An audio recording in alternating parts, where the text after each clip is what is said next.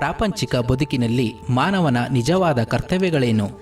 ಜೀವನದಲ್ಲಿ ಸಮಚಿತ್ತತೆಯನ್ನು ಬೆಳೆಸಿಕೊಳ್ಳಬೇಕಾದ ಬಗೆ ಹೇಗೆ? ಸಮತೋಲನದ ಸಾಧನೆ ಬದುಕಿನಲ್ಲಿ ಸಾಧ್ಯವೇ? ಎಂಬೆಲ್ಲ ಪ್ರಶ್ನೆಗಳಿಗೆ ಭಗವದ್ಗೀತೆಯ ಮೂಲಕ ಶ್ರೀ ಕೃಷ್ಣನ ನುಡಿಗಳು ನಮಗೆ ಸಾರ್ಥಕತೆಯನ್ನು ನೀಡುತ್ತದೆ. ಬನ್ನಿ, ಈ ಗೀತೆಯ ಸಾರವನ್ನು ತಿಳಿಯೋಣ. ಶ್ರೀಮತಿ ನಾಗಶ್ರೀ ತ್ಯಾಗರಾಜ್ರವರ ಧ್ವನಿಯಲ್ಲಿ ಗೀತ ಸುನಾದ ಕಾರ್ಯಕ್ರಮ ತಪ್ಪದೆ ಕೇಳಿ. ಪ್ರತಿದಿನ ಬೆಳಗ್ಗೆ 8:35 ಮರುಪ್ರಸಾರ ಸಂಜೆ 6:30 ನಿಮ್ಮ ಜನಧ್ವನಿ ಬಾನುಲಿಯಲ್ಲಿ.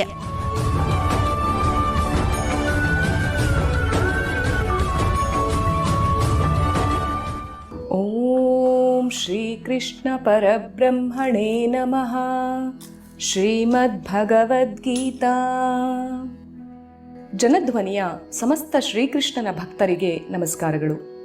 ಗೀತಾ ಸುನಾದದ ಇಂದಿನ ಕಾರ್ಯಕ್ರಮದಲ್ಲಿ ನಾವು ಭಗವದ್ಗೀತೆಯ 7ನೇ ಅಧ್ಯಾಯವನ್ನ ಇಂದಿನಿಂದ ಆರಂಭಿಸೋಣ. 7ನೇ ಅಧ್ಯಾಯದ ಹೆಸರು ಜ್ಞಾನ ವಿಜ್ಞಾನ ಯೋಗ ಅಂತ ಹೇಳಿ. ಜ್ಞಾನದ ಬಗ್ಗೆ ಮತ್ತು ವಿಶೇಷವಾದ ಜ್ಞಾನವಾಗಿರುವ ವಿಜ್ಞಾನದ ಬಗ್ಗೆ ಈ ಅಧ್ಯಾಯದಲ್ಲಿ ಕೃಷ್ಣ ತಿಳಿಸ್ತಾ ಇದ್ದಾನೆ. ಅದರ ಪ್ರಥಮ ಶ್ಲೋಕ ಇಂತಿದೆ ಮತ್ತು ಈ ಅಧ್ಯಾಯ ಆರಂಭ ಆಗುವುದೇ ಭಗವಂತನ ನುಡಿಗಳಿಂದ. ಶ್ರೀ ಭಗವಾನುವಾಚ ಮಯ್ಯಾಸಕ್ತಮನಾಃ ಪಾರ್ಥ ಯೋಗಂ ಯುಂಜನ್ಮದಾಶ್ರಯಃ ಅಸಂಶಯಂ ಸಮಗ್ರಂ ಮಾಂ ಯಥಾ ಜ್ಞಾಸ್ಯಸಿ ತಚ್ಛೃಣು. ಅರ್ಜುನ, ನನ್ನಲ್ಲಿ ಮನಸ್ಸಿಟ್ಟು ನನ್ನಲ್ಲಿ ಆಶ್ರಯವನ್ನು ಹೊಂದಿ ಯೋಗ ಸಾಧನೆಯನ್ನು ಮಾಡುತ್ತಾ ನೀನು ನನ್ನನ್ನು ನಿಸ್ಸಂಶಯವಾಗಿಯೂ ಮತ್ತು ಸಂಪೂರ್ಣವಾಗಿಯೂ ಹೇಗೆ ಅರಿಯಬಲ್ಲೆಯೋ ಎಂಬುದನ್ನು ಇದೀಗ ಕೇಳು ಎಂಬ ಮಾತನ್ನು ಇಲ್ಲಿ ಕೃಷ್ಣ ಅರ್ಜುನನಿಗೆ ತಿಳಿಸ್ತಾ ಇದ್ದಾನೆ. ಶ್ರೀಕೃಷ್ಣ ಈ ಒಂದು 7ನೇ ಅಧ್ಯಾಯದಲ್ಲಿ ಈಶ್ವರ ತತ್ವ ಮತ್ತು ಭಕ್ತಿಯನ್ನು ಹೇಳುತ್ತಾನೆ. ಭಗವಂತನನ್ನು ಅರಿಯಬೇಕಾದರೆ ಮೊದಲು ಮನಸ್ಸನ್ನೆಲ್ಲ ದೇವರಲ್ಲಿಡಬೇಕು. ಇತರ ವಸ್ತುಗಳ ಮೇಲೆಯೂ ಮನಸ್ಸಿಟ್ಟು ದೇವರನ್ನೂ ತಿಳಿದುಕೊಳ್ಳುತ್ತೇನೆ ಎಂದರೆ ಅವನನ್ನು ಸಂಪೂರ್ಣವಾಗಿ ತಿಳಿದುಕೊಳ್ಳುವುದಕ್ಕೆ ಆಗುವುದಿಲ್ಲ. 10ರಲ್ಲಿ 11ರಂತೆ ದೇವರನ್ನ ನೋಡಬಹುದು ಅಷ್ಟೆ. ಆದರೆ ದೇವರಲ್ಲಿ ಮನಸ್ಸನ್ನು ಇಟ್ಟಂತೆ ಆಗುವುದಿಲ್ಲ. ಅವನಿಗಾಗಿಯೇ ಎಲ್ಲವೂ ಎಂಬ ದೃಷ್ಟಿಕೋನವನ್ನು ಇಟ್ಟುಕೊಳ್ಳಬೇಕು. ಆಗಲೇ ಮನಸ್ಸು ಅವನ ಕಡೆ ಹೋಗಬೇಕಾದರೆ ದೇವರು ಅಸೂಯಾಪರನಾದ ವ್ಯಕ್ತಿಯಾಗಿರ್ತಾನೆ ಅಂಥೇಳಿ ಒಬ್ಬ ಭಕ್ತ ಹೇಳ್ತಾನೆ. ಅವನಿಗಾಗಿ ತನ್ನನ್ನು ಪ್ರೀತಿಸುವವನು ಇನ್ನಾವುದನ್ನ ಪ್ರೀತಿಸಬಾರ್ದು. ಅವನೊಬ್ಬನಿಗೇ ಮುಡಿಪಾಗಿರಬೇಕು ಈ ಮನಸ್ಸು. ಹಾಗಾಗಿ ಭಕ್ತ ಭಗವಂತನಲ್ಲಿಯೇ ಆಶ್ರಯವನ್ನು ಪಡೆಯಬೇಕು. ಇತರ ವಸ್ತುಗಳಲ್ಲಿ ಆಶ್ರಯ ಪಡೆಯಬಾರದು. ಅವನಿಗೆ ಕಷ್ಟ ಕಾಲದಲ್ಲಿ ದೇವರೊಬ್ಬನೇ ತನ್ನವನು ಎಂಬುದು ಗೊತ್ತಿದೆ. ಸ್ನೇಹಿತರೂ ಅಲ್ಲ, ಬಂಧು ಬಳಗವೂ ಅಲ್ಲ, ಹಣ ಅಧಿಕಾರವೂ ಅಲ್ಲ. ಅವನು ಯಾವಾಗಲೂ ದೇವರನ್ನೇ ನೆಚ್ಚಿರುವಂಥವನು. ಗೀತೆಯನ್ನೇ ನಮ್ಮ ಜೀವನದಲ್ಲಿ ಅನುಷ್ಠಾನ ಮಾಡುತ್ತಿದ್ದಂತಹ ಗಾಂಧೀಜಿಯು ಕೂಡ ಲೈಫ್ ಇನ್ಶೂರೆನ್ಸ್ ಮಾಡಿಸಿರಲಿಲ್ವಂತೆ. ಏತಕ್ಕೆ ಎಂದು ಕೇಳಿದಾಗ ದೇವರನ್ನು ನೆಚ್ಚುವುದು ಮತ್ತು ಜೀವ ವಿಮೆ ಮಾಡುವುದು ಎರಡೂ ಒಟ್ಟಿಗೆ ಹೋಗುವುದಿಲ್ಲ ಎನ್ನುತ್ತಾರೆ. ಅದರಂತೆ ಅವರ ಜೀವನದಲ್ಲಿ ಮತ್ತೊಂದು ನಿದರ್ಶನವನ್ನ ನಾವು ನೋಡ್ತೇವೆ.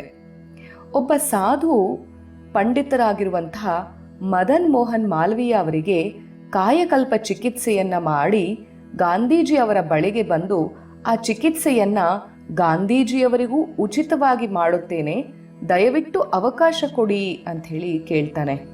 ಆಗ ಗಾಂಧೀಜಿ ಅವನಿಗೆ ಹೇಳ್ತಾರಂತೆ, ದೇವರು ನನ್ನ ದೇಹವನ್ನ ಎಲ್ಲಿಯವರೆಗೆ ಉಪಯೋಗಿಸಿಕೊಳ್ಳುವವನೋ ಅವನ ಕೆಲಸ ಮಾಡುವುದಕ್ಕೆ ಅಲ್ಲಿಯವರೆಗೆ ಅದಕ್ಕೆ ಬೇಕಾದ ಆರೋಗ್ಯವನ್ನ ಅವನು ಕೊಡ್ತಾನೆ. ಅವನಿಗೆ ಇದರಿಂದ ಮಾಡಬೇಕಾದ ಕೆಲಸ ಆಯಿತು ಅಂಥೇಳಿ ಗೊತ್ತಾದರೆ ದೊಡ್ಡದೊಂದು ವೈದ್ಯರ ಪಡೆಯೇ ಇರಬಹುದು. ಆದರೂ ಅವನು ಆ ಜೀವವನ್ನು ಹರಣ ಮಾಡುವನು. ನಿಜವಾಗಿ ಭಗವಂತನಲ್ಲಿ ಶರಣಾದವನ ದೃಷ್ಟಿ ಇದು. ಹಾಗಾಗಿ ಅವನು ಯಾವಾಗಲೂ ಯೋಗ ಸಾಧನೆಯನ್ನೇ ಮಾಡುತ್ತಿರುತ್ತಾನೆ.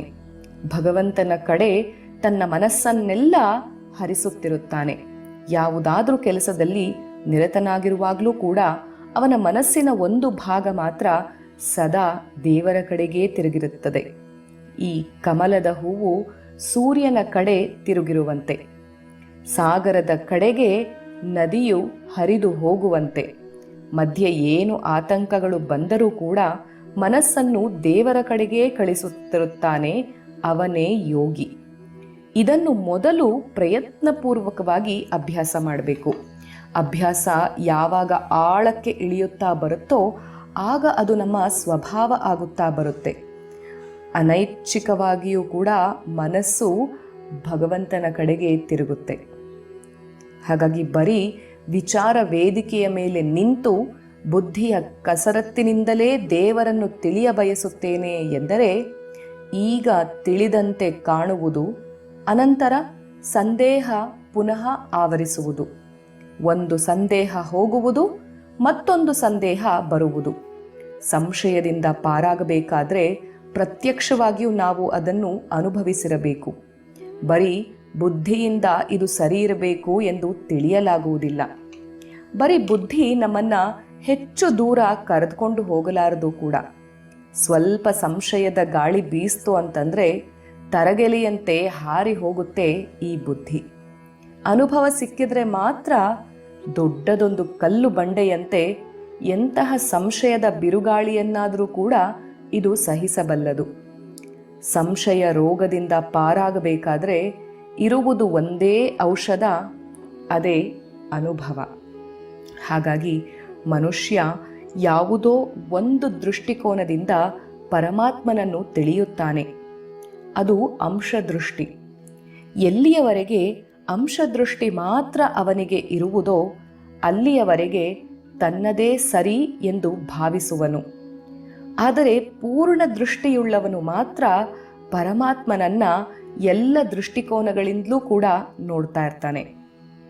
ಅವನನ್ನ ಹಲವು ತತ್ವ ದೃಷ್ಟಿಕೋನಗಳ ಮೂಲಕ ನೋಡಿರ್ತಾನೆ, ಹಲವು ಭಾವನೆಗಳ ಮೂಲಕ ಪ್ರೀತಿಸಿರ್ತಾನೆ, ಹಲವು ಧರ್ಮಗಳ ಮೂಲಕ ಹೋದರೆ ಸಿಕ್ಕುವವನು ಒಬ್ಬನೇ ಅಂತ ಹೇಳ್ತಾನೆ.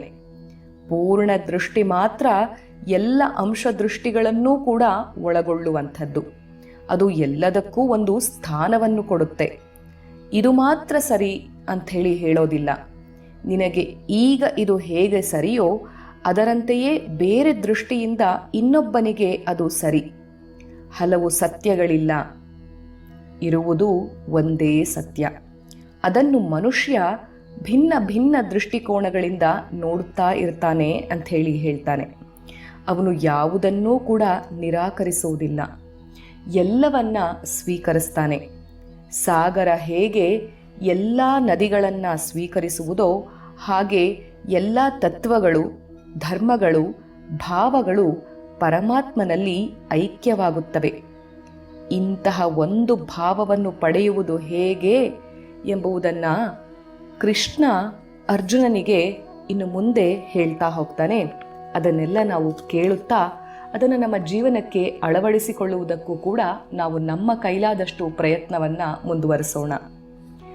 ಈ ಒಂದು 7ನೇ ಅಧ್ಯಾಯದ ಪ್ರಥಮ ಶ್ಲೋಕಕ್ಕೆ ನಮ್ಮ ಮುದ್ದುರಾಮ ಪದ್ಯ ಯಾವುದು ಸೂಕ್ತ ಆಗತ್ತೆ ಗಮನಿಸೋಣ ಬನ್ನಿ.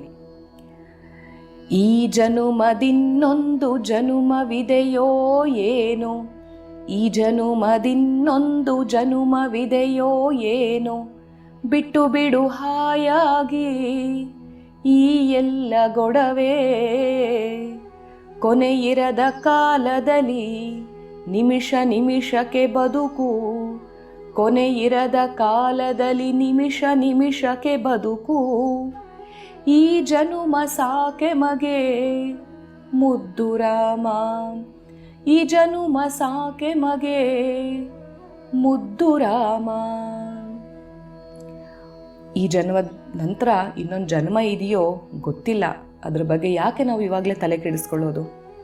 ಕೊನೆ ಇರದ ಕಾಲದಲ್ಲಿ ನಿಮಿಷ ನಿಮಿಷಕ್ಕೂ ಕೂಡ ನಾವು ಬದುಕಬೇಕು.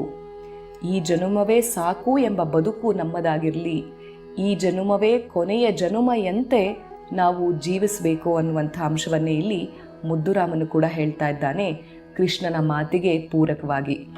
ಅಂತೆ ನಿಸ್ಸಂಶಯವಾಗಿ ಇದೇ ನನ್ನ ಕೊನೆಯ ಜನುಮ ಎನ್ನುತ್ತಾ ದೇವರ ಒಂದು ಸಾನ್ನಿಧ್ಯಕ್ಕಾಗಿ ನಾವು ಜೀವನವನ್ನು ನಡೆಸಿದ್ದೇ ಆದಲ್ಲಿ ಈ ಬದುಕು ಸಾರ್ಥಕತೆಯನ್ನು ಕಂಡೇ ಕಾಣುತ್ತದೆ. ಸರ್ವಂ ಶ್ರೀ ಕೃಷ್ಣಾರ್ಪಣಮಸ್ತು. ಶ್ರೀ ಗುರುಭ್ಯೋ ನಮಃ. ಹರಿ ಓಂ.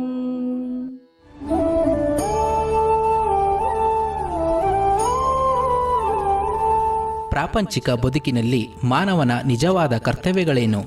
ಜೀವನದಲ್ಲಿ ಸಮಚಿತ್ತತೆಯನ್ನು ಬೆಳೆಸಿಕೊಳ್ಳಬೇಕಾದ ಬಗೆ ಹೇಗೆ? ಸಮತೋಲನದ ಸಾಧನೆ ಬದುಕಿನಲ್ಲಿ ಸಾಧ್ಯವೇ?